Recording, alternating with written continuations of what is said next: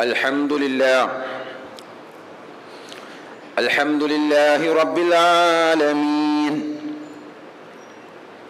نحمده ونستعينه ونستغفره ونؤمن به ونتوكل عليه ونعوذ بالله من شرور أنفسنا ومن سيئات أعمالنا من يهده الله فلا مضل له ومن يضلل فلا هادي له أشهد أن لا إله إلا الله وحده لا شريك له وأشهد أن محمدًا عبده ورسوله أرسله بالهدى ودين الحق ليظهره على الدين كله ولو كره المشركون اللهم صل على محمد وعلى آل محمد كما صليت على إبراهيم وعلى آل إبراهيم إنك حميد مجيد اللهم بارك على محمد وعلى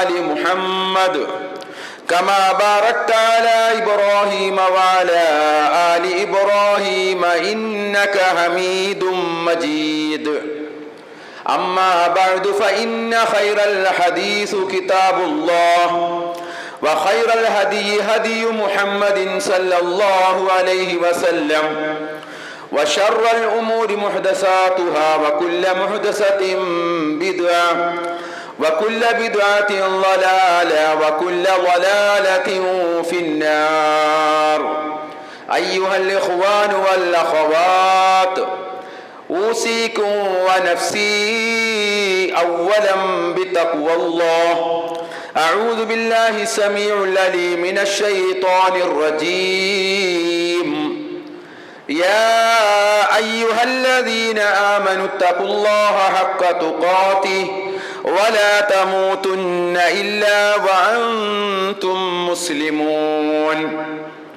يا أيها الذين آمنوا اتقوا الله وقولوا قولا سديدا يصلح لكم أعمالكم ويغفر لكم ذنوبكم ومن يطع الله ورسوله فقد فاز فوزا عظيما بسم الله الرحمن الرحيم ما كان إبراهيم يهوديا ولا نصرانيا ولكن كان حنيفا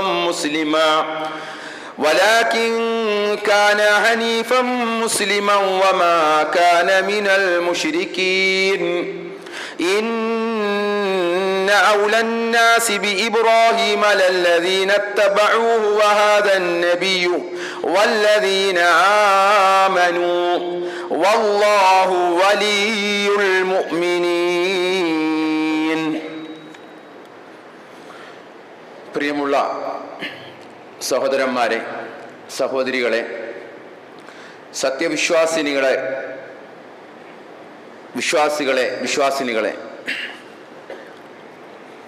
പ്രപഞ്ച സൃഷ്ടാവായ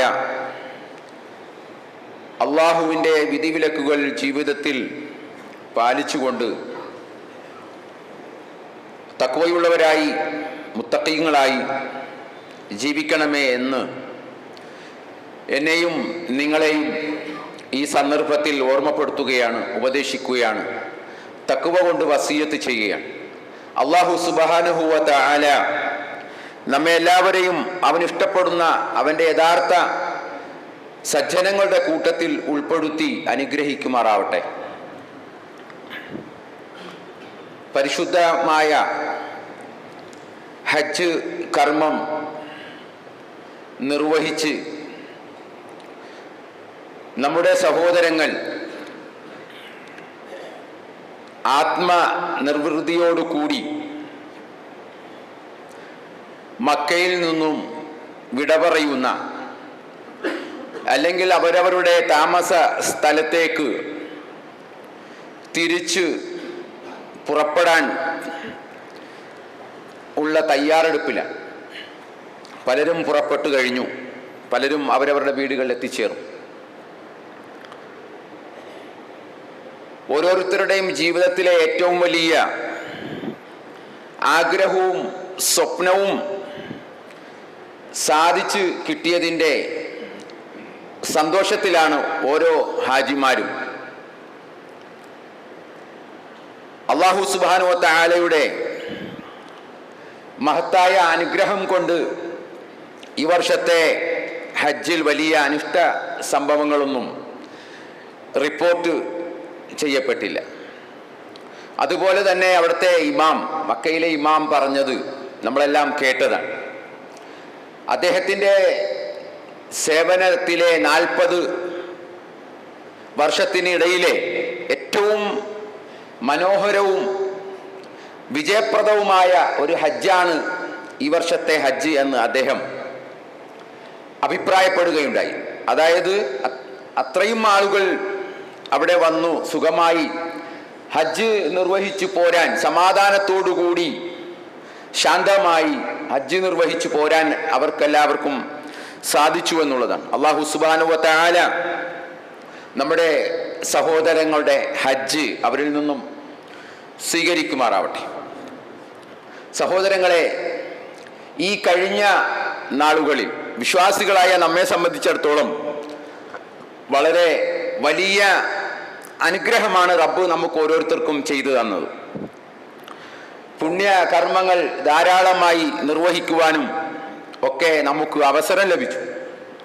നമസ്കരിക്കുവാനും നോമ്പെടുക്കുവാനും സ്വതക്കകൾ ചെയ്യുവാനും അള്ളാഹുവിൻ്റെ പരിശുദ്ധ കലാമായ ഖുർആൻ പാരായണം ചെയ്യുവാനും ബലിയർക്കുവാനും അതുപോലെ തക്ബീറും തഹ്മീദും തഹ്ലീലും എല്ലാം ധാരാളം ഉച്ചരിക്കുവാനും പെരുന്നാൾ നിസ്കരിക്കുവാനും എല്ലാം അല്ലാഹു സുബ്ഹാനഹു വ തആല നമുക്കെല്ലാം വളരെ വലിയ മഹത്തായ അനുഗ്രഹമാണ് ചെയ്തു തന്നത്. ഈ അനുഗ്രഹങ്ങൾക്കെല്ലാം അള്ളാഹുവിനോട് എപ്പോഴും നമുക്ക് നന്ദിയും കൂറും ഉണ്ടായിരിക്കണം. അവനെ സ്തുതിക്കുകയും വാഴ്ത്തുകയും ഒക്കെ ചെയ്യേണ്ട സന്ദർഭമാണ് നമുക്ക് കഴിഞ്ഞ് പോയിക്കൊണ്ടിരിക്കുന്നു. അൽഹംദുലില്ലാഹ്, അൽഹംദുലില്ലാഹി അലാ കുല്ലി ഹാൽ.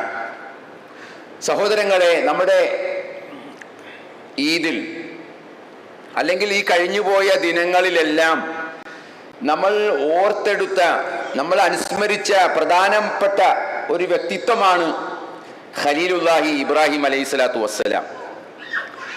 അദ്ദേഹത്തിൻ്റെ ജീവിതത്തെ സാക്ഷിയാക്കിക്കൊണ്ട് ആ മഹാനുഭാവൻ ജീവിച്ച ജീവിത മാതൃക പിൻപറ്റാനുള്ള ആഹ്വാനമാണ് നമ്മളൊക്കെ കേട്ടത്. ശുദ്ധ ഖുർആനിലൂടെ പല ആയത്തുകളിലൂടെയും അല്ലാഹു നമുക്ക് പഠിപ്പിച്ചു തരുന്നത് ആ മഹാനുഭാവനെ പിൻപറ്റാനാണ്. അനിത്തബിഉ മില്ലത ഇബ്രാഹിമ ഹനീഫൻ വമാ കാന മിനൽ മുശ്രിക്കീൻ. അല്ലാഹു സുബ്ഹാനഹു വ തആല പറയുകയാണ്, നേർവഴിയിൽ നിലകൊണ്ട ഇബ്രാഹിമിന്റെ മാർഗം പിന്തുടരുക. നമ്മളോടുള്ള അള്ളാഹുവിൻ്റെ കൽപ്പനയാണ്. നമുക്ക് 2 പ്രവാചകന്മാരെയാണ് കൂടുതൽ അള്ളാഹു നമുക്ക് ബന്ധപ്പെടുത്തി തന്നിട്ടുള്ളത്. ഒന്ന് നമ്മുടെ ദൂതൻ മുഹമ്മദ് മുസ്തഫ സല്ലല്ലാഹു അലൈഹി വസല്ലം, 2 ഈ മഹാനായ ഖലീലുല്ലാഹി ഇബ്രാഹിം അലൈഹിസ്സലാത്തു വസ്സലാം.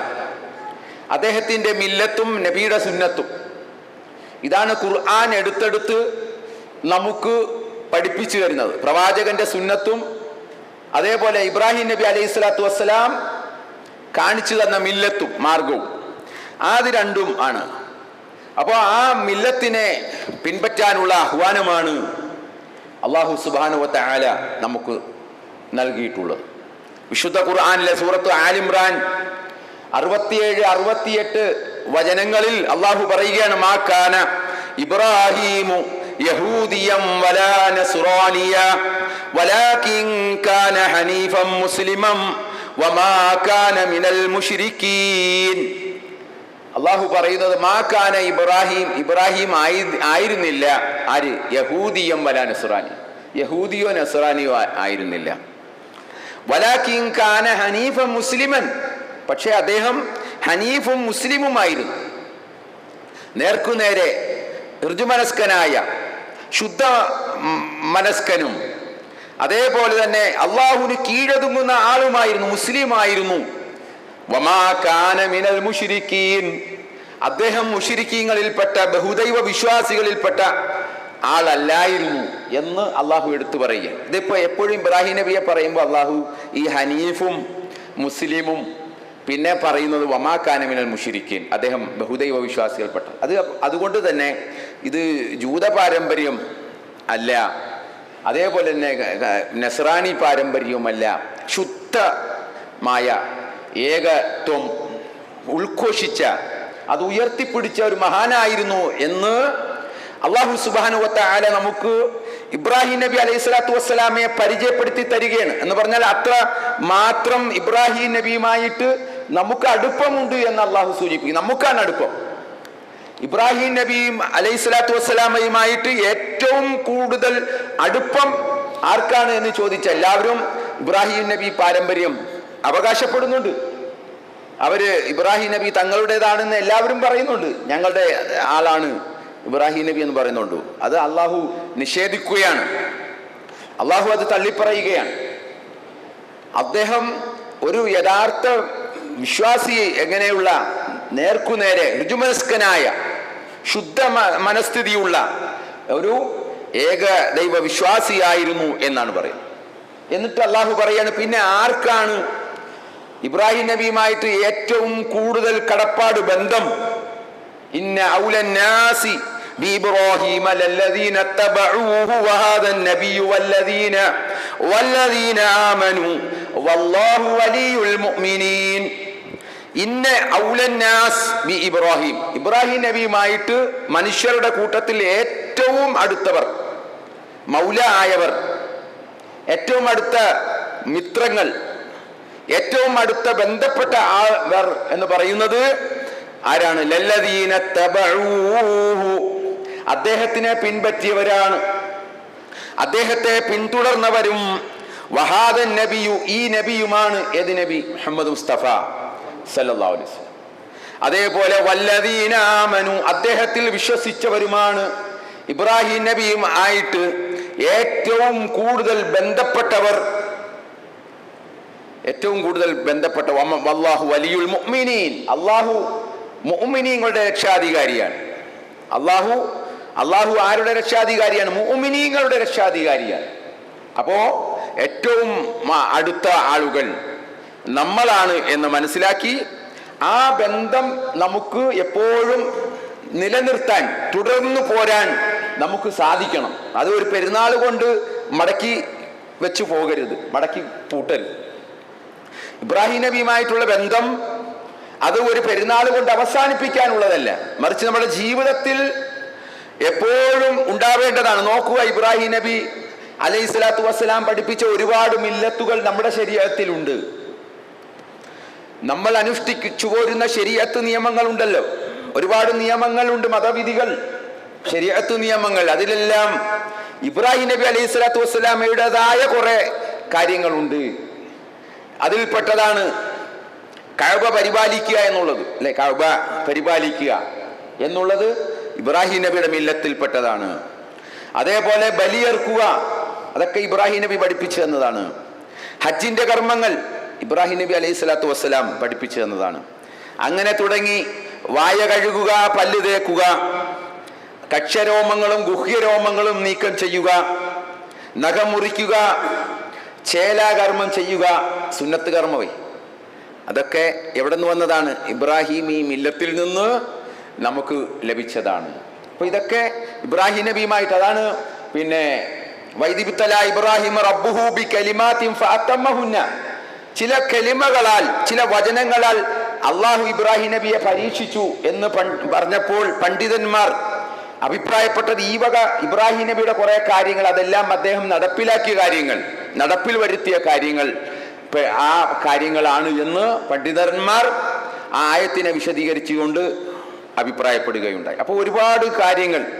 പിന്നെ അതേപോലെ തന്നെ നമ്മൾ ചൊല്ലുന്ന സ്വലാത്ത്, നമ്മൾ ആ സ്വലാത്തിന്റെ പേരെന്താണ്? ഇബ്രാഹിമി സ്വലാത്ത് എന്നാണ് ആ സ്വലാത്തിന്റെ പേര്. ഒരു വിശ്വാസി 17 തവണ നിർബന്ധമായിട്ടും ഈ സ്വലാത്ത് ചൊല്ലാറുണ്ട്. അത് എന്ന് പറഞ്ഞാൽ ഇബ്രാഹിം നബി അലൈഹി സ്വലാത്തു വസ്സലാമയെ സ്മരിക്കാത്ത ഒരു നമസ്കാരം പോലും ഇല്ല. ഇബ്രാഹിം നബിയെ സ്മരിച്ചുകൊണ്ട്, അതേപോലെ സ്വലാത്ത് ചൊല്ലുന്ന സന്ദർഭങ്ങളിലെല്ലാം ഇബ്രാഹിം നബി അലൈഹി സ്വലാത്തു വസ്സലാം കടന്നു വരുന്നുണ്ട്. രണ്ട് ആഘോഷങ്ങൾ അല്ലാഹു സുബ്ഹാനഹു വ തആല നമുക്ക് നൽകിയപ്പോൾ അതിൽ ദുൽഹജ്ജ് 10 ആ ദിനങ്ങൾ യൗമുൻ നഹർ എന്ന് പറയുന്നത് ഈ ബലിയർക്കുന്നതുമായി ബന്ധപ്പെട്ടതാണ്. അത് ആരെയാണ് സ്മരിക്കുക? അവിടെ സ്മരിക്കുന്നത് ഇബ്രാഹിം നബി അലൈഹി സ്വലാത്തു വസ്സലാമയാണ്. അപ്പൊ അങ്ങനെ ഒരുപാട് കാര്യങ്ങൾ ഇബ്രാഹിം നബി അലൈഹി സ്വലാത്തു വസ്സലാമുമായി നാം ബന്ധപ്പെടുന്നു. ഇബ്രാഹിം നബി അലൈഹി സ്വലാത്തു വസ്സലാമയുടെ ജീവിതം ഒരുപാട് വ്യത്യസ്ത മേഖലകളെ ചൂഴ്ന്നു നിൽക്കുന്നതാണ്, ഒരു കാര്യമല്ല. അതുകൊണ്ടാണ് മാക്കാന ഇബ്രാഹിമു ഇന്ന ഇബ്രാഹിമ കാന ഉമ്മത്തൻ ഖാനിത്തൻ ലില്ല എന്ന് പറഞ്ഞു. ഇബ്രാഹിം നബി ഒരു വ്യക്തിയല്ലായിരുന്നു, ഒരു സമൂഹമാണ് എന്ന് അള്ളാഹു വിശേഷിപ്പിച്ചത് ഇബ്രാഹിം നബിയെ അങ്ങനെ അള്ളാഹു വിശേഷിപ്പിക്കുകയുണ്ടായി. ഇന്ന ഇബ്രാഹിമ കാന ഉമ്മത്തൻ, ഒരു ഉമ്മത്തായിരുന്നു. ഉമ്മത്തെന്ന് പറഞ്ഞാൽ ഒരു വലിയ സമൂഹം. ഒരു വലിയ സമൂഹം എടുക്കേണ്ട ജോലികൾ ഒറ്റക്ക് ചെയ്തു. ഒറ്റയാൾ പ്രവർത്തനമായിരുന്നു ഇബ്രാഹിം നബി അലൈഹി സ്വലാത്തു വസ്സലാം നിർവഹിച്ചത് എന്ന് ഖുർആൻ അംഗീകരിക്കുകയാണ്. അപ്പൊ ഇബ്രാഹിം നബി അലൈഹി സ്വലാത്തു വസ്സലാമ ഒരുപാട് മേഖലകളിലേക്ക്, ജീവിതത്തിന്റെ വിവിധ തലങ്ങളിലേക്ക് അദ്ദേഹം വെളിച്ചം വീശുന്നുണ്ട്. നമുക്കൊരുപാട് കാര്യങ്ങൾ അദ്ദേഹത്തിൽ നിന്നും പഠിക്കുവാനുണ്ട്, പകർത്താനുണ്ട്. അപ്പൊ അതുകൊണ്ടാണ് ഞാൻ പറഞ്ഞത്, കേവലമായ ആ ഒരു പെരുന്നാൾ ദിനത്തിൽ മാത്രം ഇബ്രാഹിമി മില്ലത്തു അത് മാത്രം ചർച്ച ചെയ്ത് അവിടെ അവസാനിപ്പിക്കേണ്ടതല്ല ഇബ്രാഹിം നബി അലൈഹി സ്വലാത്തു വസ്സലാമയുടെ ജീവിതം. അദ്ദേഹത്തിൻ്റെ ജീവിതം മുച്ചൂടും അദ്ദേഹത്തിൻ്റെ ആ വളർന്നു വരുന്ന പ്രായം മുതൽ ഏതാണ്ട് പിതാവുമായിട്ട് തർക്കിക്കുന്ന ആ ഒരു പ്രായമുണ്ട്. ഇബ്രാഹിം നബി വളരെ കുട്ടിക്കാലത്തെ തന്നെ അദ്ദേഹത്തിന് അല്ലാഹു സുബ്ഹാനഹു വ തആല തൻ്റെ ഇടം നൽകി എന്നുള്ളതാണ്. വളരെ കുട്ടിക്കാലത്ത് തന്നെ റുഷ്ദ് ആതൈന റുഷ്ദഹു, അദ്ദേഹത്തിന് അല്ലാഹു സുബ്ഹാനഹു വ തആല തൻ്റെ ഇടം നൽകി. അദ്ദേഹം ചോദിക്കുകയാണ് പിതാവിനോട്. വളരെ ഒരുപാട് പ്രായമൊന്നുമില്ല, ആ പ്രായത്തിലാണ്, ഒരു 10-12 വയസ്സ്, ആ പ്രായത്തിലൊക്കെയാണ് വാപ്പയോട് തർക്കിക്കുന്നത്. വാപ്പ ഇത് കാണാത്ത, കേൾക്കാത്ത, ഉത്തരം ചെയ്യാത്ത, സ്വയം രക്ഷിക്കാത്ത, ഇതിനൊക്കെ ആണോ വാപ്പ ആരാധിക്കുന്നത്? ഇതിനെ ഈ ബിംബങ്ങളെ ആരാധിക്കുകയാണോ? വല്ല ഉപകാരമുണ്ടോ? ഉപദ്രവം ചെയ്യുമോ? എന്നൊക്കെ വാപ്പയോട് തർക്കിക്കുന്ന ഇബ്രാഹിം നബി അലൈഹി സ്വലാത്തു വസ്സലാമയെ കാണുവാൻ സാധിക്കും. അതേപോലെ തന്നെ അദ്ദേഹത്തിൻ്റെ ഒരു പ്രാർത്ഥനകളുടെ വലിയ ഒരു പേജുകൾ, വലിയ തരത്തിലുള്ള പ്രാർത്ഥനകൾ വിശുദ്ധ ഖുർആൻ നമുക്ക് പഠിപ്പിച്ചു തരുന്നുണ്ട്. അദ്ദേഹം നടത്തിയ പ്രാർത്ഥനകൾ അത് ഒരു കേവലമായ അദ്ദേഹത്തിൻ്റെ കുടുംബത്തിലേക്ക്, അദ്ദേഹത്തിൻ്റെ ജീവിതവുമായിട്ട് മാത്രം ചെറുതായി പോകുന്നതല്ലായിരുന്നു. മറിച്ച് അദ്ദേഹം പ്രാർത്ഥിച്ച പ്രാർത്ഥനകൾ എടുത്ത് പരിശോധിച്ച് നോക്കിയാൽ ഈ സമൂഹത്തിന് വേണ്ടി, മനുഷ്യർക്ക് വേണ്ടി, നാടിന് വേണ്ടി അദ്ദേഹം ചെയ്ത പ്രാർത്ഥനകളാണ്. അദ്ദേഹം ആ രീതിയിലായിരുന്നു അദ്ദേഹത്തിൻ്റെ പ്രാർത്ഥന. നമ്മളൊക്കെ പ്രാർത്ഥിക്കാറുണ്ട്. ആർക്ക് വേണ്ടിയായിരിക്കും? നമ്മൾ കൂടുതലും പ്രാർത്ഥിക്കുന്ന പടച്ചവനെ എൻ്റെ കാര്യവും എൻ്റെ കുടുംബത്തിൻ്റെ കാര്യവും എന്ന് പറഞ്ഞ് നമ്മൾ നിർത്തുകയാണ്, അവസാനിപ്പിക്കുകയാണ്. എന്നാൽ ഇബ്രാഹിം നബി അലൈഹി സ്വലാത്തു വസ്സലാമയിലേക്ക് കടന്നു വരുമ്പോൾ അദ്ദേഹത്തിന്റെ പ്രാർത്ഥന വരുന്ന തലമുറക്കും കൂടിയുള്ള പ്രാർത്ഥനകൾ അദ്ദേഹം നടത്തിയതായിട്ട് കാണുവാൻ സാധിക്കും. ഇനി വരുന്ന തലമുറക്ക് വേണ്ടിയും ഒരുപാട് പ്രാർത്ഥനകൾ വിശുദ്ധ ഖുർആനിൽ സൂറത്തു ബഖറയിലും അതേപോലെ തന്നെ സൂറത്തു ഇബ്രാഹിമിലുമൊക്കെ അദ്ദേഹം നടത്തിയ പ്രാർത്ഥനകൾ കാണുവാൻ സാധിക്കും. സൂറത്തുൽ ബഖറയിൽ അദ്ദേഹത്തിന്റെ പ്രാർത്ഥന 2, 3, 4 പ്രാർത്ഥനകൾ അദ്ദേഹം നടത്തിയത് ഖുർആൻ നമുക്ക് പഠിപ്പിച്ചു തരികയാണ്. വൈദ് ഖാല ഇബ്രാഹിം റബ്ബി ജ്അൽ ഹാദാ ബലദൻ ആമിനൻ വർസുഖ് അഹ്ലഹു മിനസ് സമറാത്തി മൻ ആമന മിൻഹും ബില്ലാഹി വൽ യൗമിൽ ആഖിർ ഖാല വമൻ കഫറ ഫഉമത്തിഉഹു ഖലീലൻ സുമ്മ അദ്തറുഹു ഇലാ അദാബിൻ നാർ വബിസൽ മസീർ. ഇബ്രാഹിം നബി പ്രാർത്ഥിക്കുകയാണ്. വൈദ് ഖാല ഇബ്രാഹിം നബി പ്രാർത്ഥിച്ച സന്ദർഭം റബ്ബി ജ്അൽ ഹാദാ ബലദൻ ആമിന, പടച്ചോനെ ഈ നാടിനെ നിർഭയത്വമുള്ള നാടാക്കി മാറ്റണമേ. ഈ നാടിനെ, ഈ മക്കയെ നിർഭയത്വമുള്ള നാടാക്കി മാറ്റണമേ. നമുക്കൊക്കെ പ്രാർത്ഥിക്കണം, നമ്മുടെ നാടിന് വേണ്ടി നമ്മൾ പ്രാർത്ഥിക്കണം. നമ്മുടെ കാര്യം മാത്രം പ്രാർത്ഥിച്ചാൽ പോരെ, ഈ നാടിന് വേണ്ടി പ്രാർത്ഥിക്കണം. അതാണ് ഇബ്രാഹിം നബി അലൈഹി സ്വലാത്തു വസ്സലാം ആ നാടിന് വേണ്ടി അദ്ദേഹം പ്രാർത്ഥിക്കുക. നാട്ടിൽ നിർഭയത്വമില്ലെങ്കിൽ പിന്നെ എന്തുണ്ടായിട്ട് എന്ത് കാര്യം? നാട്ടിൽ നമുക്കെല്ലാം ഉണ്ട്, പക്ഷെ നിർഭയത്വമില്ല, സമാധാനമില്ല, എന്നും പ്രശ്നങ്ങളാണ് എങ്കിൽ ആ നാട്ടിൽ എന്ത് സമാധാനം ലഭിക്കുവാനാണ്?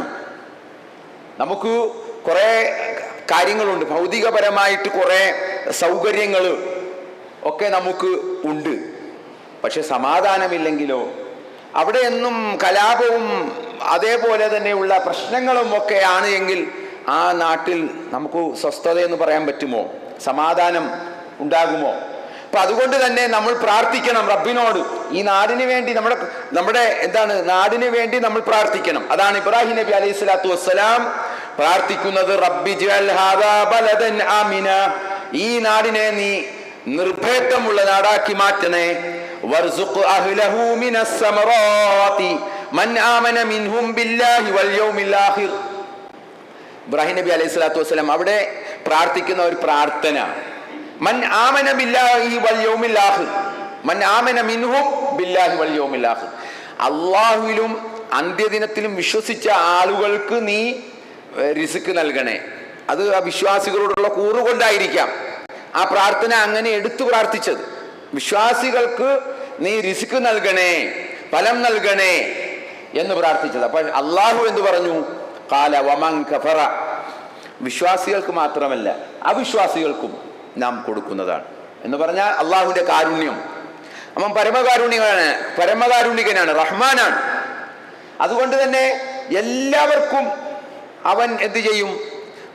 പൊതുവായി ലഭിക്കേണ്ടതെല്ലാം അള്ളാഹു പൊതുവായിട്ട് തന്നെ എല്ലാവർക്കും, അത് വിശ്വാസിയോ അവിശ്വാസിയോ എന്ന് നോക്കാതെ എല്ലാവർക്കും നൽകും. ഇബ്രാഹിം നബി പ്രാർത്ഥിച്ചതോ ഈ അള്ളാഹുലും പരലോകത്തിലും വിശ്വസിക്കുന്ന ആളുകൾക്ക് നീ ഫലം നൽകണേ, റിസ്ക് നൽകണേ എന്ന് പ്രാർത്ഥിച്ചപ്പോൾ അള്ളാഹു അത് തിരുത്തുകയാണ്. എന്ന് പറഞ്ഞാൽ എല്ലാവർക്കും കൊടുക്കും.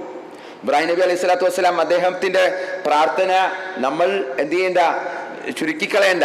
വിശ്വാസികളോടുള്ള അദ്ദേഹത്തിന്റെ ആ സ്നേഹം, വാത്സല്യം അദ്ദേഹം എടുത്തു പ്രകടിപ്പിച്ച് പ്രാർത്ഥിച്ചു എന്ന് മാത്രമേ ഉള്ളൂ. അപ്പൊ അള്ളാഹു പറഞ്ഞു അവർക്കും കൊടുക്കും. കഫറ വമൻ കഫറ, അവിശ്വസിച്ചിട്ടുള്ളവർക്കും ഞാൻ എന്ത് ചെയ്യും? ആഹാരം നൽകുന്നതാണ്. എന്നിട്ട് അള്ളാഹ് പറഞ്ഞത് എന്താ? അതങ്ങനെ സ്ഥിരം ഏർപ്പാടല്ല. ഫഉമത്തിഉഹു ഖലീലൻ സുമ്മ അദ്തറുഹു ഇലാ അദാബിൻ നാരി വബിസൽ മസീർ. ഫഉമത്തിഉഹു ഖലീലൻ, പക്ഷേ ആ സുഖം അല്പകാലത്തെ ജീവിത സുഖം മാത്രമാണ്. വമൻ കഫറ, ആ ആളുകൾക്ക്, ആ ഗുണത്തിലുള്ള ആളുകൾക്ക് ഒരു സ്ഥിരമായിട്ടുള്ള ഒരു ഏർപ്പാടല്ല അത്. അള്ളാഹു പറയാണ് അത് അല്പകാലത്തെ ജീവിത സുഖം മാത്രമാണ്. ഒരുപക്ഷെ ഈ ദുനിയാവിൽ മാത്രമായിരിക്കും, ആഖിറത്തിൽ ഇല്ല. ഈ ആളുകൾക്ക് ആഖിറത്തിലോ സുമ്മ അദ്തറുഹു, പിന്നീട് അവരെ നിർബന്ധിതനാക്കുന്നതാണ് ഇലാ അദാബിന്നാർ, നരകത്തിലേക്ക്, നരക ശിക്ഷയിലേക്ക്, നരകത്തിലേക്ക് അവരെ എത്തിക്കുന്നതാണ് എന്ന്. അത്തരം ആളുകളെ, അള്ളാഹുവിനെ ധിക്കരിച്ച് അള്ളാഹുവിനെ തള്ളി നിഷേധിച്ച ആളുകൾക്ക് അള്ളാഹു നൽകുന്ന ശിക്ഷയാണ്. ഇവിടെ പൊതുവായിട്ട് എല്ലാവർക്കും കൊടുക്കും, പക്ഷേ അത് സ്ഥിരമായ കാര്യമല്ല. വബിഇസൽ മസീർ, ആ സ്ഥലം വളരെ ചീത്തയാണ്, നരകം വളരെ ചീത്തയാണ് എന്ന് അള്ളാഹു സുബ്ഹാനഹു വ തആല പറയുക. അപ്പൊ സഹോദരങ്ങളെ, നമ്മുടെ പ്രാർത്ഥനകൾ നമ്മൾ ധാരാളം പ്രാർത്ഥിക്കണം, പ്രാർത്ഥന ഉണ്ടാവണം. ഇബ്രാഹിം നബി അലൈഹി സ്വലാത്തു വസ്സലാം ഓരോരോ സന്ദർഭങ്ങളിലും പ്രാർത്ഥിച്ചിരുന്നു. ഇബ്രാഹിം നബി മാത്രമല്ല, പ്രവാചകന്മാരുടെ പ്രാർത്ഥനകൾ വിശുദ്ധ ഖുർആനിൽ ഒരുപാട് സ്ഥലങ്ങളിൽ കാണാം. ഓരോ പ്രവാചകന്മാരുടെയും പ്രാർത്ഥനകൾ അല്ലാഹു സുബ്ഹാനഹു വ തആല നമുക്ക് ഖുർആനിലൂടെ വരച്ചു കാണിച്ചു തന്നിട്ടുണ്ട്, നമുക്ക് പറഞ്ഞു തന്നിട്ടുണ്ട്. പ്രാർത്ഥനകൾ എന്ന് പറഞ്ഞ ആ മഹാന്മാരായ പ്രവാചകന്മാർ പോലും അവർ പോലും പ്രാർത്ഥിച്ചിരുന്നു എന്നുള്ളതാണ്. അള്ളാഹുവിന്റെ ഇഷ്ടക്കാരായിട്ട് പോലും, അള്ളാഹു തെരഞ്ഞെടുക്കപ്പെട്ട മനുഷ്യരുടെ കൂട്ടത്തിൽ നിന്ന് തെരഞ്ഞെടുക്കപ്പെട്ട, സ്വർഗം കൊണ്ട് സന്തോഷ വാർത്ത അറിയിക്കപ്പെട്ട, അങ്ങനെ പല പദവികൾ ഉയർത്തപ്പെട്ട ആ പ്രവാചകന്മാരെല്ലാം അവരുടെ ജീവിതത്തിൽ പല സന്ദർഭങ്ങളിലും പ്രാർത്ഥിച്ചിട്ടുണ്ട് എങ്കിൽ സഹോദരങ്ങളെ, ഞാനും നിങ്ങളും പ്രാർത്ഥിക്കണം റബ്ബിനോട്. യാ അയ്യുഹന്നാസ്, മനുഷ്യരെ, അൻതുമുൽ ഫുഖറാഉ ഇലല്ലാഹ്, മനുഷ്യരെ, അൻതുമുൽ ഫുഖറാ, നിങ്ങൾ ദരിദ്രന്മാരാണ് അല്ലേ? എന്തൊക്കെ ഉണ്ടെന്ന് പറഞ്ഞിട്ട് വല്ല കാര്യമുണ്ടോ? ഇപ്പൊ ഫ്ലൈറ്റ്, വലിയ ജീവിതത്തിലൊക്കെ ജീവിച്ച ആളുകളാണ് അല്ലേ? വലിയ ലക്ഷ്യവുമായി പോകുന്നവരാണ്. ആ രാജ്യത്ത് പോയാൽ സാധാരണയിലധികം ഈ രാജ്യത്ത് ലഭിക്കുന്നതിനേക്കാൾ വലിയ സൗകര്യം ലഭിക്കും എന്ന് ഓർത്തിട്ട് പോവുകയാണ്. എന്തായി അല്ലേ? പെട്ടെന്നാണ് മറിയുന്നത്. അപ്പൊ അതാണ് അവസ്ഥ. അപ്പൊ എങ്ങനെയാണ് വരിക എന്ന് നമുക്ക് നിശ്ചയമില്ല. അള്ളാഹുവിന്റെ അടുക്കലാണ് ഉള്ളത്, അവനാണ് ഉള്ളവൻ, വലിയ അവനാണ്. അതുകൊണ്ട് അള്ളാഹുവിലേക്ക് നമ്മൾ ചോദിക്കണം, ഒരു മടിയും വിചാരിക്കേണ്ട. യാ അയ്യുഹന്നാസ്, മനുഷ്യരെ എന്ന് വിളിച്ചുകൊണ്ടാണ്, വിശ്വാസികളെ എന്നല്ല, മനുഷ്യരെ എന്ന് തന്നെ അള്ളാഹ് വിളിച്ചത്. യാ അയ്യുഹന്നാസ്, മനുഷ്യരെ, അൻതുമുൽ ഫുഖറാഉ ഇലല്ലാഹ്, നിങ്ങൾ അള്ളാഹുവിലേക്ക് ഫഖീറന്മാരാണ്, ചോദിക്കേണ്ടവരാണ്, ചോദിച്ചു ചെല്ലേണ്ടവരാണ്. വല്ലാഹു ഹുവൽ വനിയുൽ ഹമീദ്, അള്ളാഹു അവനാണ് വനിയ്, അവനാണ് സമ്പന്നൻ, അവന്റെ അടുക്കലാണ് എല്ലാം ഉള്ളവൻ അവനാണ്. അതുകൊണ്ട് ചോദിക്കാനാണ് അള്ളാഹു സുബ്ഹാനഹു വ തആല പറയുന്നത്. അതുകൊണ്ട് നമുക്ക് കിട്ടുന്ന സന്ദർഭങ്ങളിലൊക്കെ പ്രാർത്ഥിക്കണം. അത് കാര്യമായിട്ട് ഇരുന്നത് തന്നെ മനസ്സാന്നിധ്യത്തോടു കൂടി അവിടെ ഒഴിഞ്ഞിരുന്ന് പ്രാർത്ഥിക്കാൻ നമുക്ക് സാധിക്കണം. മറ്റൊരു പ്രാർത്ഥന, ഇബ്രാഹിമുൽ ഖവായിദ മിനൽ ബൈത്തി വ ഇസ്മാഈലു റബ്ബനാ തഖബ്ബൽ മിന്നാ ഇന്നക അൻതസ് സമീഉൽ അലീം. റബ്ബനാ ഇബ്രാഹിമുൽ ഖവായിദ മിനൽ ബൈത്തി വ ഇസ്മാഈൽ, ഇബ്രാഹിം നബി അലൈഹി സ്വലാത്തു വസ്സലാം കഅബയുടെ അസ്ഥിവാരം പടുത്തുയർത്തിയ സന്ദർഭം, കഅബ ഇങ്ങനെ പുനർനിർമ്മിക്കുന്ന ആ സമയം, അങ്ങനെ പണിയൊക്കെ പൂർത്തിയാക്കിക്കൊണ്ട് പ്രാർത്ഥിക്കുന്ന ആ സന്ദർഭം, ഇബ്രാഹിം നബിയും മകൻ ഇസ്മായിൽ നബിയും കൂടി ആ പണിത കഅബ പൂർത്തീകരിച്ച് കൊണ്ട് റബ്ബിനോട് പറയുകയാണ്, റബ്ബനാ തഖബ്ബൽ മിന്നാ ഇന്നക അൻതസ് സമീഉൽ അലീം, റബ്ബേ ഞങ്ങളിൽ നിന്നും ഇത് സ്വീകരിക്കണമേ. ഒരു വലിയ മഹൽ കാര്യം, ഒരു പള്ളി, വലിയ അള്ളാഹു തന്നെയും ചൂണ്ടിക്കാണിച്ചു കൊടുത്ത സ്ഥലം, ആ സ്ഥലത്ത് അള്ളാഹുവിന്റെ കൽപ്പനയാൽ നിർമ്മിക്കപ്പെട്ട പള്ളി, പുനർനിർമ്മിക്കപ്പെട്ട ഭവനം, ആ ഭവനം നിർമ്മിച്ചതിന് ശേഷം അവർ രണ്ടാളും കൂടെ പ്രാർത്ഥിക്കുകയാണ്, റബ്ബനാ തഖബ്ബൽ മിന്നാ, ഞങ്ങളിൽ നിന്നും ഇത് സ്വീകരിക്കണമേ എന്ന്. അപ്പോ സഹോദരങ്ങളെ, ഒരു സൽക്കർമ്മങ്ങൾ നമ്മൾ ചെയ്താൽ മാത്രം പോരാ, അള്ളാഹു നമ്മിൽ നിന്നും അത് സ്വീകരിച്ചിട്ടില്ല എങ്കിൽ നമ്മൾ കഷ്ടത്തിലായിരിക്കും. നമ്മൾക്ക് അതുകൊണ്ട് ഒരു പ്രയോജനവും ലഭിക്കുകയില്ല. കുറെ പുണ്യകർമ്മങ്ങൾ നമ്മൾ ചെയ്യുന്നുണ്ടാവും, പക്ഷേ അതിനോടൊപ്പം പ്രാർത്ഥന ഇല്ല എങ്കിൽ, പ്രാർത്ഥിച്ചില്ല എങ്കിൽ ഇത് സ്വീകരിക്കണേ, നമസ്കാരം നിർവഹിച്ചു കഴിഞ്ഞു, പടച്ചവനെ സ്വീകരിക്കണേ, ഒരു ധർമ്മം ചെയ്തു, ഒരു ദാനം ചെയ്തു, പടച്ചവനെ സ്വീകരിക്കണേ എന്ന് നമ്മൾ പ്രാർത്ഥിച്ചിട്ടില്ല എങ്കിൽ നമുക്ക് ആ പുണ്യകർമ്മങ്ങൾ കൊണ്ട് യാതൊരു പ്രയോജനവും ലഭിക്കുകയില്ല. അതുകൊണ്ട് അതൊരു മാതൃകയാണ്. ഈ വലിയ മഹാന്മാരായ പ്രവാചകന്മാർ വലിയൊരു സൽക്കർമ്മം ചെയ്തിട്ട് അവർക്കറിയാം ഇത് റബ്ബ് പറഞ്ഞിട്ടാണ്, അങ്ങനെ പ്രാർത്ഥന ഇല്ലെങ്കിലും കുഴപ്പമില്ല എന്ന് അവർക്കറിയാമല്ലോ. അള്ളാഹ് പറഞ്ഞിട്ടില്ല, പിന്നെ പ്രാർത്ഥിക്കണോ? പക്ഷെ അവർ പ്രാർത്ഥിച്ചു എന്നുള്ളതാണ്. അത് നമുക്ക് ഒരു മാതൃകയാണ്, നമുക്ക് പഠിപ്പിച്ചു തരികയാണ് ഇബ്രാഹിം നബി അലൈഹി സ്വലാത്തു വസ്സലാം. ഇങ്ങനെ ചെയ്താൽ നിങ്ങളും പ്രാർത്ഥിക്കണം, റബ്ബനാ തഖബ്ബൽ മിന്നാ, പടച്ചവനെ ഇത് സ്വീകരിക്കണം, ഇന്നക അൻതസ് സമീഉൽ അലീം, നീ എല്ലാം കേൾക്കുന്നവനും അറിയുന്നവനുമാണല്ലോ. അള്ളാഹുവിനെ പുകഴ്ത്തുകയാണ്. സമീഉ അവന്റെ നാമമാണ്, അസ്മാഉൽ ഹുസ്നയിൽപ്പെട്ടതാണ് സമീഉ. അതേപോലെ അലീം എന്നൊക്കെ പറഞ്ഞു, അത് എടുത്തു പറയണം. നമ്മൾ പ്രാർത്ഥിക്കുമ്പോൾ പ്രാർത്ഥനയുടെ ഒരു മര്യാദയായ പോലുമാണത്. അള്ളാഹുവിനെ പുകഴ്ത്തുക, അള്ളാഹുവിന്റെ നാമങ്ങൾ എടുത്തു വെച്ചുകൊണ്ട്, അസ്മാഉൽ ഹുസ്ന ഉത്തമമായ നാമങ്ങളെ എടുത്തു വെച്ചുകൊണ്ട് റബ്ബിനോട് പ്രാർത്ഥിക്കുക. അപ്പൊ ഇങ്ങനെ ഉള്ള പ്രാർത്ഥനകൾ, ധാരാളം പ്രാർത്ഥനകൾ ഇനിയും ധാരാളമുണ്ട്. റബ്ബന വജ്അൽനാ മുസ്ലിമൈനി ലക വമിൻ ദുർരിയതിനാ ഉമ്മത്തൻ മുസ്ലിമത്തൻ ലക. പടച്ചവനെ ഞങ്ങളെ രണ്ടുപേരെയും മുസ്ലിമാക്കണേ. മുസ്ലിം അല്ലേ? നമുക്കറിയാം അള്ളാന്റെ ഖലീലാണ്. അത്രയും പദവിയൊന്നും വേറെ ആർക്കും ഇല്ലല്ലോ. എന്നിട്ടും ഇവര് പ്രാർത്ഥിക്കുകയാണ്, റബ്ബന വജഅൽന, ഞങ്ങളെ ആക്കണേ മുസ്ലിമൈനിലക, നിനക്ക് കീഴൊതുങ്ങുന്നവരാക്കണേ എന്ന്.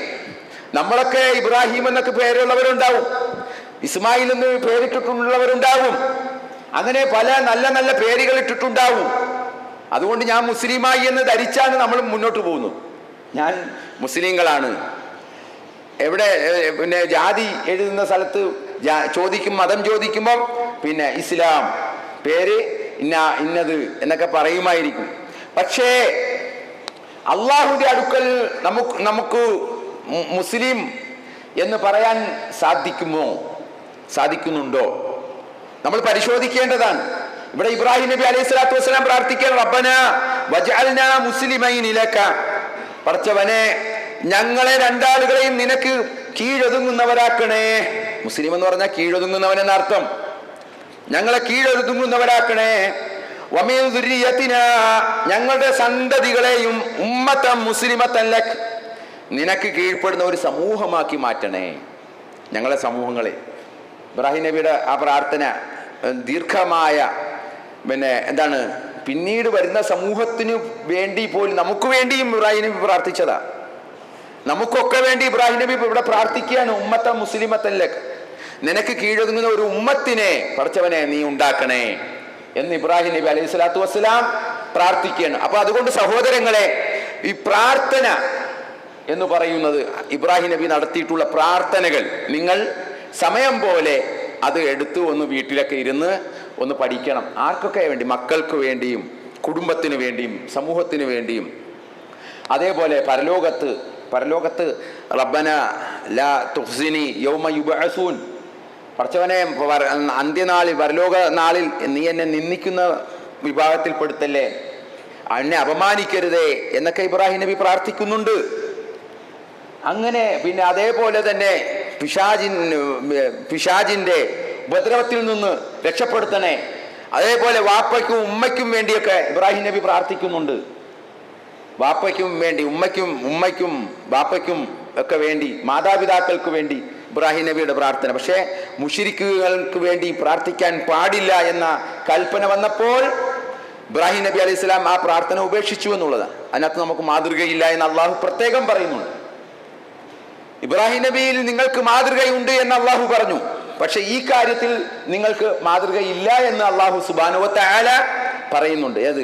ഷിർക്ക് ചെയ്ത മാതാപിതാക്കൾക്ക് വേണ്ടി പ്രാർത്ഥിക്കാൻ പാടില്ല എന്ന് നമുക്ക് കൃത്യമായി ബോധ്യപ്പെട്ടാൽ നമുക്ക് അവർക്ക് വേണ്ടി പ്രാർത്ഥിക്കാൻ പാടില്ല എന്നുള്ളതാണ്. അപ്പൊ അതുകൊണ്ട് പിന്നെ ഇത്തരത്തിലുള്ള പ്രാർത്ഥനകൾ, പലതരത്തിലുള്ള ഇബ്രാഹിം നബി അലൈഹി സ്വലാത്തു വസ്സലാം പഠിപ്പിച്ചെന്ന പ്രാർത്ഥനകളിലൊക്കെ നമുക്ക് കടന്നു വരാൻ സാധിക്കണം. ഇബ്രാഹിം നബി അങ്ങനെയുള്ള ധാരാളം പ്രാർത്ഥനകൾ ഒക്കെ പ്രാർത്ഥിച്ചിട്ടുണ്ട്. ആ പ്രാർത്ഥനകളൊക്കെ നമ്മൾ പഠിക്കുക, അതനുസരിച്ച് നമ്മൾ പ്രാർത്ഥിക്കുകയും അതനുസരിച്ച് നമ്മളുടെ ജീവിതം ക്രമീകരിക്കുകയും ചെയ്യുക. അല്ലാഹു സുബ്ഹാനഹു വ തആല നമ്മെ എല്ലാവരെയും അനുഗ്രഹിക്കുമാറാവട്ടെ.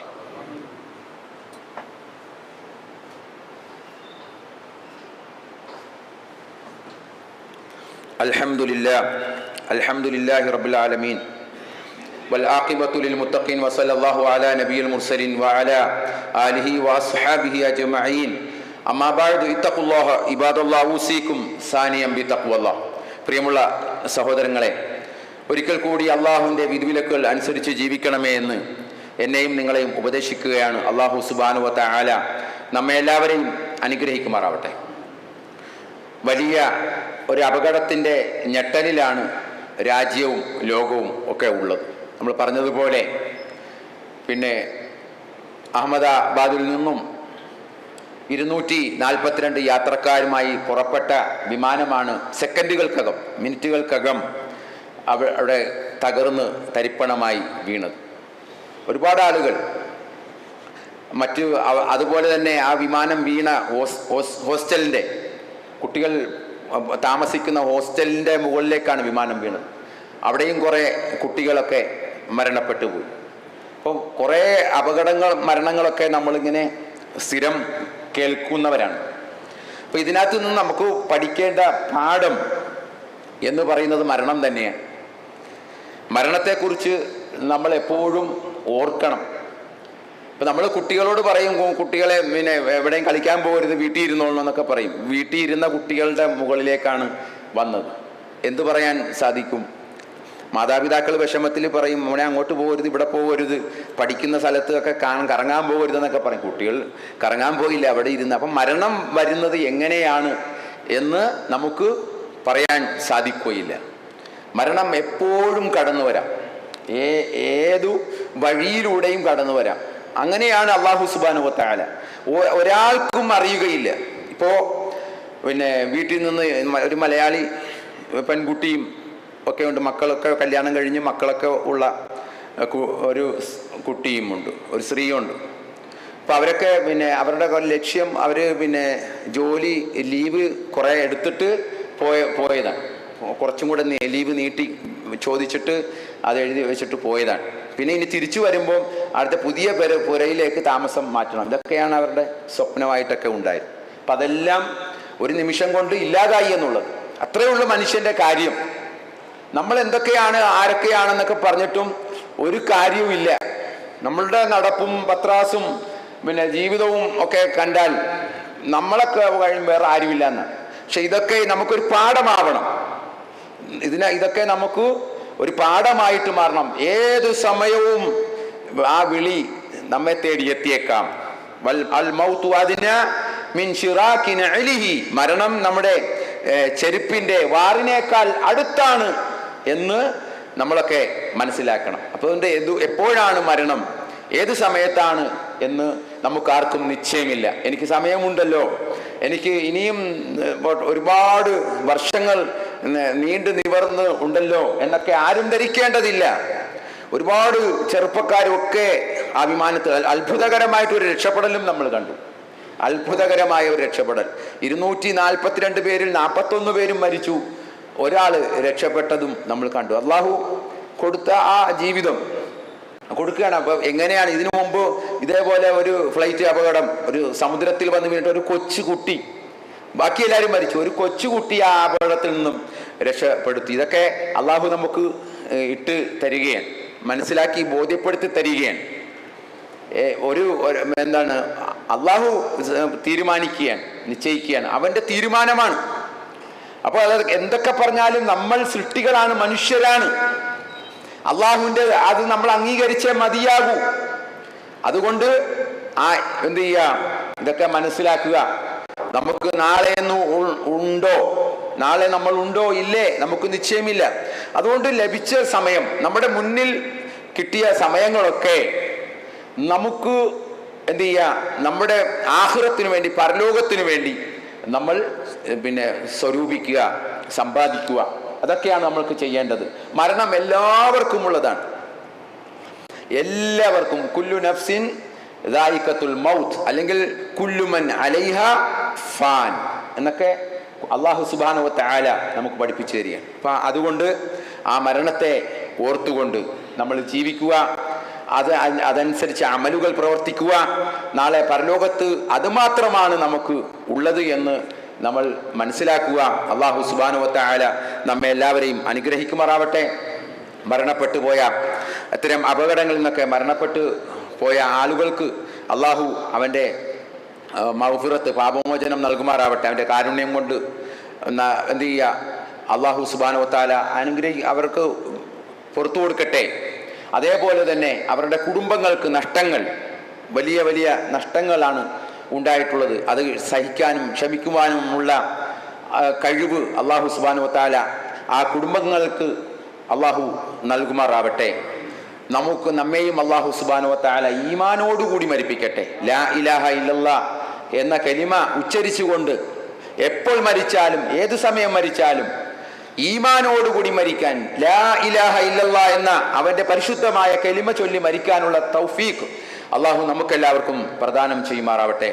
നമ്മിൽ നിന്നും മരണപ്പെട്ടു പോയ നമ്മുടെ മുത്തഖീങ്ങളായ മുഅ്മിനീങ്ങളായ മാതാപിതാക്കൾക്കും സഹോദരന്മാർക്കും എല്ലാവർക്കും അള്ളാഹു മഗ്ഫിറത്തും മർഹമത്തും നൽകി അനുഗ്രഹിക്കുമാറാവട്ടെ. എല്ലാവിധ പരീക്ഷണങ്ങളിൽ നിന്നും അള്ളാഹു നമ്മെ എല്ലാവരെയും കാത്തുരക്ഷിക്കുമാറാവട്ടെ. നമ്മുടെ പരലോകത്ത് വിജയം വരിക്കുന്ന സ്വർഗം ലഭിക്കുന്ന ആളുകളുടെ വിശ്വാസികളുടെ കൂട്ടത്തിൽ അള്ളാഹു നമ്മെ എല്ലാവരെയും ഉൾപ്പെടുത്തുമാറാവട്ടെ. നമ്മുടെ മക്കൾക്ക് അള്ളാഹു സുബ്ഹാനഹു വ തആല നല്ല ബുദ്ധിയും കഴിവും നൽകുമാറാവട്ടെ. അവർക്ക് നല്ല ഭാവി അള്ളാഹു നൽകുമാറാവട്ടെ. അവരെ ഹിദായത്തിന്റെ മാർഗത്തിൽ ഉറച്ചു നിന്നുകൊണ്ട് ജീവിക്കുന്ന നമുക്ക് ഈ ദുനിയാവിലും നാളെ പരലോകത്തും കൺകുളിർമ നൽകുന്ന നല്ല മക്കളായി അള്ളാഹു നമ്മുടെ മക്കളെ ആകമാനം വളർത്തുമാറാവട്ടെ. അള്ളാഹു സുബ്ഹാനഹു വ തആല രോഗം കൊണ്ട് കഷ്ടപ്പെടുന്നവരുടെ രോഗം അള്ളാഹു എത്രയും വേഗം ശിഫയാക്കി നൽകുമാറാവട്ടെ. നമ്മുടെ പള്ളിക്ക് വേണ്ടി സംഭാവനകൾ ചെയ്യുന്ന ധാരാളക്കണക്കിന് സഹോദരന്മാർ എല്ലാവർക്കും അള്ളാഹു അർഹമായ പ്രതിഫലം നൽകി അനുഗ്രഹിക്കുമാറാവട്ടെ. ഈ പള്ളിയുടെ പ്രവർത്തനത്തിൻ്റെ വിജയത്തിന് വേണ്ടി നിങ്ങളെല്ലാവരും ആത്മാർത്ഥമായിട്ട് പ്രാർത്ഥിക്കണം എന്ന് പ്രത്യേകം ഉണർത്തുകയാണ്. അള്ളാഹു സുബ്ഹാനഹു വ തആല നമ്മെ എല്ലാവരെയും അനുഗ്രഹിക്കുമാറാവട്ടെ. പരീക്ഷിക്കപ്പെടുന്ന എല്ലാ പരീക്ഷണങ്ങളിൽ നിന്നും യുദ്ധം കെടുതികൾ, പശ്ചിമേഷ്യയിലൊക്കെ യുദ്ധ ഭീതികളൊക്കെ ഉരുണ്ടുകൂടുന്നുണ്ട്. വലിയൊരു യുദ്ധത്തിലേക്കാണ് കാര്യങ്ങളൊക്കെ പോകുന്നത്. അള്ളാഹു സുബ്ഹാനഹു വ തആല നമ്മുടെയൊക്കെ മക്കളും അതേപോലെ സഹോദരന്മാരും അതേപോലെ കൂട്ടുകാരും സുഹൃത്തുക്കളും എല്ലാം ജോലി ചെയ്യുന്ന ഇടങ്ങളാണ് ഈ പറയപ്പെട്ട പശ്ചിമേഷ്യ എന്നൊക്കെ പറയുന്ന രാജ്യങ്ങൾ. അള്ളാഹു സുബ്ഹാനഹു വ തആല ഇത്തരത്തിലുള്ള പ്രതിസന്ധികളിൽ നിന്ന്, പ്രയാസങ്ങളിൽ നിന്ന് അള്ളാഹു നമ്മെ എല്ലാവരെയും ഈ ലോകത്തെയും അള്ളാഹു കാത്തുരക്ഷിക്കുമാറാവട്ടെ. നമുക്കെല്ലാവർക്കും അള്ളാഹു സമാധാനപൂർണമായ ജീവിതം നൽകി അനുഗ്രഹിക്കുമാറാവട്ടെ. اللهم اغفر للمؤمنين والمؤمنات المسلمين والمسلمات الأحياء منهم والأموات إنك مجيب الدعوة يا قاضي الحاجات. اللهم ربنا آتنا في الدنيا حسنة وفي الآخرة حسنة وقنا عذاب النار. اللهم ربنا هب لنا من أزواجنا وذرياتنا قرة أعين واجعلنا للمتقين إماما. اللهم ربنا تقبل منا إنك أنت السميع العليم وتب علينا إنك أنت التواب الرحيم واغفر لنا برحمتك يا أرحم الراحمين. سبحان ربك رب العزة عما يصفون وسلام على المرسلين والحمد لله.